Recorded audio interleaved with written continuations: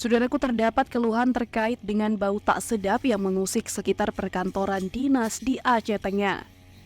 Permasalahan ini dipicu oleh adanya sampah yang berserakan di sepanjang jalan, menciptakan lingkungan yang tidak nyaman bagi pengguna jalan, warga sekitar, dan pegawai kantor. Dari pantauan tribungay.com pada Kamis 7 Desember 2023, sampah-sampah tersebut hampir menutupi ruas jalan yang mengarah dari perkantoran dinas menuju kampus Universitas Gajah Putih atau UGP Aceh Tengah. Bahkan, sampah-sampah tersebut mengeluarkan bau busuk yang menyelimuti jalan sepanjang kurang lebih 200 meter. Roni, seorang pengguna jalan, menyampaikan keprihatinannya terhadap kondisi tersebut.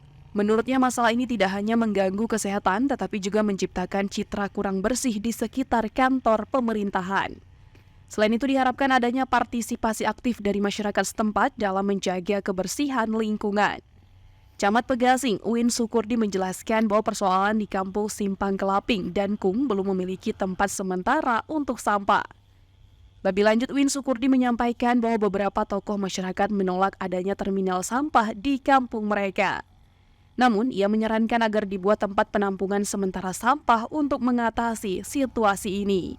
Dari Aceh Tengah, Romadani, Tribun Gayo.